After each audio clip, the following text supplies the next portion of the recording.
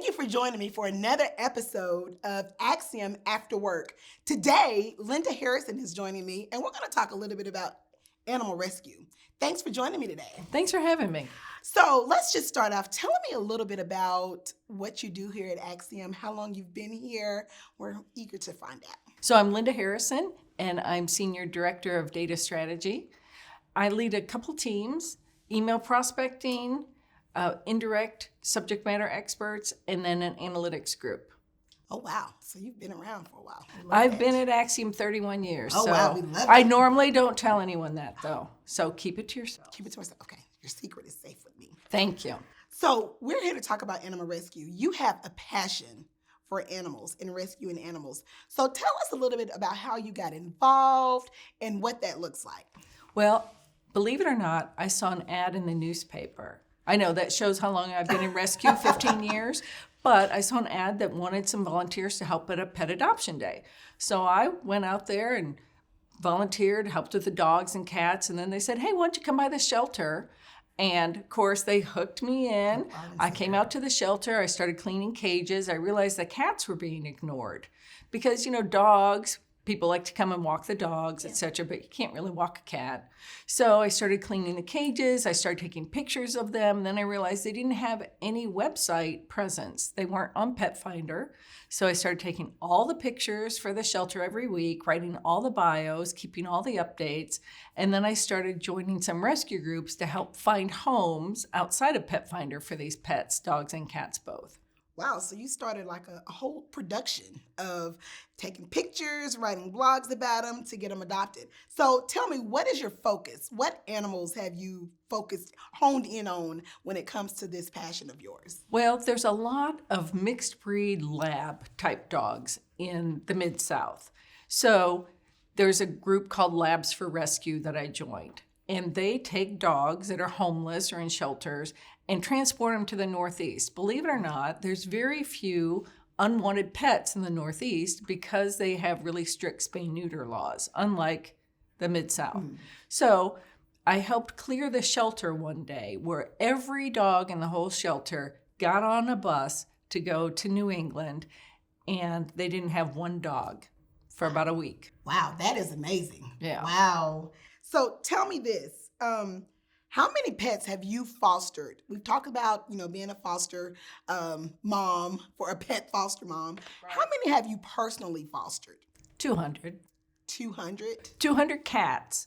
And my husband would only let me have 3 cats at a time, but I broke the law so many times because sometimes there'd be kittens. And I'm like, there's 5 kittens. We have to take them all, right? Take them all. I mean, yeah. Yeah. So you can't break up a family. It takes a village to foster that many. So does your husband share that same passion as you?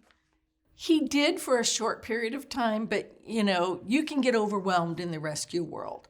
So you need to set boundaries. And he tried to help me set boundaries, but when he retired, I tried to take over a few more of his boundaries because I did transport, I did pictures, I did fostering. And so we decided to scale back somewhat to keep harmony in the household, fewer pets, focus on the ones you have, right? Because some people in animal rescue can become hoarders themselves. So you have to really set boundaries and make decisions on what's best for the animals. I can imagine, something that you're passionate about. You don't want to see any dog or cat out on the street and hungry, that it could be a bit overwhelming and, you want to take everybody in, right? And so I agree. You have to set those boundaries or you'll become a hoarder, a pet hoarder, Right, or just overwhelmed and overworked, right? Yeah. So now I mostly focus on trap, neuter, release, which is for feral cats. Feral cats are ones that don't have a home. They're wild. They typically don't have any contact with humans. You'll see them skulking around maybe at a McDonald's parking lot, etc. Some can be semi-friendly. Maybe they were dumped. But so I trap those in a live animal trap, get their ear clipped so that then people know that it's already been spayed or neutered and not going to be reproducing. And then I feed them because everybody should have food. Right. So I imagine that, it started with you responding to a call for help. What advice do you have for others who are wanting to get into animal rescue, but they don't know how. How would you advise them on getting started? Well, there's a couple ways. The web is a great place. You can find rescue groups that need help. You can use one of your own capabilities, right? Many people here at Acxiom take pictures. They're good with writing. They can set up a website. So you can help using those skills that you have today, right? And then you can also learn new ones, like how to give a cat a bath. Right. That's one of the skills I learned. How to give a cat a bath. So I imagine, out of 15 years of, rescuing animals, you have some pretty memorable moments. Share with us one memorable moment that you would like to share with the world, with Acxiom. Well, the strangest one was I heard a cat crying out on the street, and I couldn't figure out where it was. But it turned out it was down in a manhole cover, right? The drainage ditch kind of thing. So I asked the neighbor, how do I get in there to save this cat?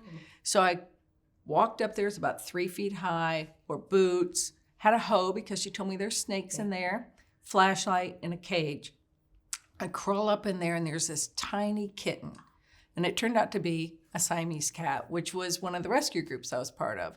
So I named him Ivan the Terrible because he had such a loud voice for about a 5-week-old kitten. And I'm still in contact with the owners today.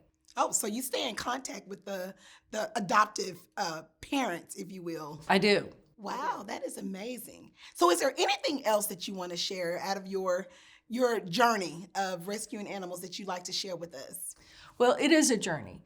You learn things, you set boundaries, you change those boundaries, and just be kind. Don't buy animals. There's lots of purebred animals that are looking for homes that maybe their owners died, maybe they had to move and couldn't take it with them. So look online, find a match that way, foster, and feed the hungry. Thank you so much, Linda, for joining me today. It's been a pleasure talking to you, and I've learned so much. Stay tuned for another episode of Acxiom After Work.